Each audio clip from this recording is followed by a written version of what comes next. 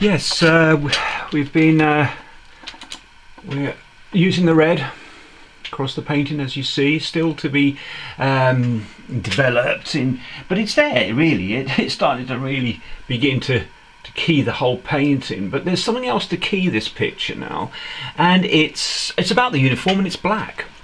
Now, those who know me well know that I don't use black on the palette. I rather we try to mix that black. I'm going to use a dark now to modify the uniform, that ghost in the blue. Now, an additive that I have used, and it's going to actually mean that we've actually used in total 3 blues. I've got here what's called ultramarine. It's a very dark, deeper blue than cobalt or cerulean, and I've used that with that red. But the magic 7th colour is that secondary, that green. I've got an emerald there, and Viridian will do the same. But notice those brought together, that green and red brought together makes a really dark brown, rich brown. But add the blue, and you'll make what is, close to the black. I call that the chromatic black, because it can go either way. It can be warm or cool. And just to prove that, I've just tinted. I've just used made a tone there, grey, by adding white to that mix, and you can see it's made a sort of flat grey. So that gives us a full extension now. That's the full colour palette, and we can start to use the darkest, this so-called black, chromatic black as I'm calling it, and I'm judging that, and I'm going to start to bring it into those areas of the painting. Especially in the foreground, where we really want to start to develop the very darkest values and start to separate some of the troops and their uniform, but still maintaining colour. There's still a sense of colour and lights, because some of that underpainting shouldn't be lost, and it should have an influence on these this darkest mix. And as I'm doing on my palette, I'm adjusting it. I can go to the ultramarine, I can pull in some more red, and I can get that depth of dark and sort of black that I require. And where really important will be these great boots. I'm going to really take a bit of time to paint up one of these boots here in the foreground, very indicative of the guards. They're great polished boots, and the highlight that will come a bit later. So that's the next stage. It's really getting a really dark consistency to your mixing in the foreground, and starting to develop the very darkest values, especially boots. I've got dots and dashes and flicks cried elsewhere. And this will really set it well against the sort of reds that we've used in the uniforms. So take your time, and you may need a selection of different size brushes that allows for the mark making.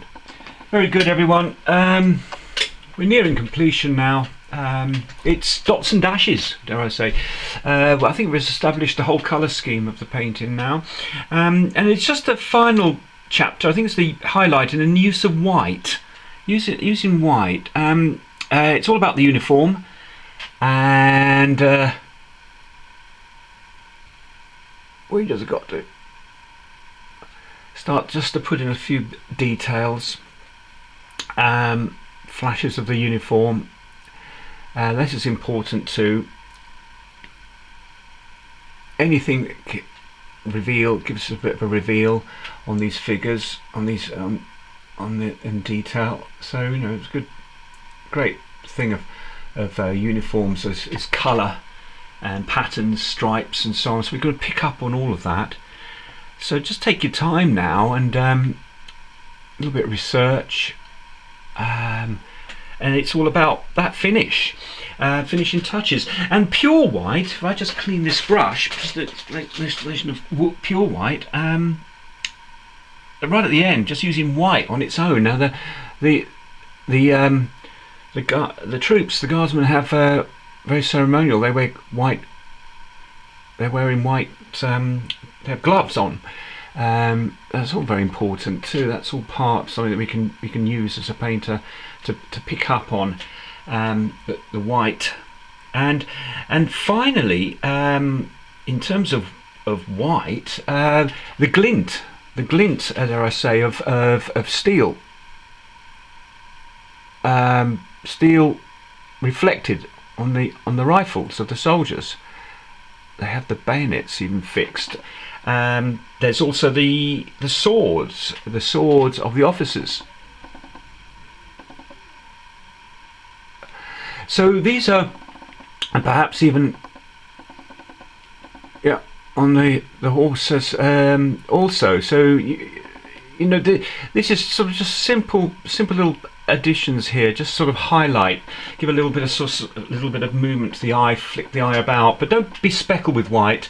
It's a mistake to just throw it everywhere into the painting. We're catching a bit of light in the background to Colonel-in-Chief catching light on the horse and so forth. So it's final touch. It's those final touches and any other sort of details that you pick up on. And I think I'll use some yellow too. We've got its highlights. It's the lightest qualities of the palette. I'm going to use yellow because we've got Sarge here. We got the sergeant, and we've got buttons and the like, and on the uniforms and so forth. So just examples of how we can just bring things to life a little bit. I think this officer,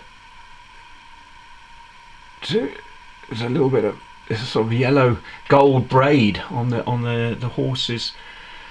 The horse's saddle and so forth, on the livery of the saddle. So these are all little additions we can make just to bring things alive.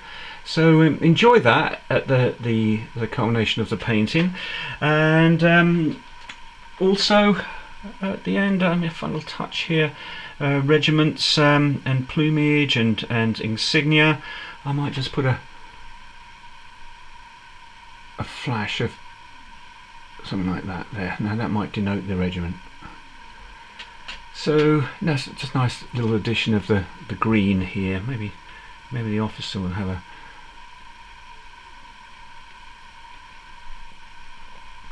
so final touches, everyone, and well done. It's been a long march. I think we had our marching orders certainly. Let's just do the sort of the end of the painting. It's the reveal, and there we have trooping the colour.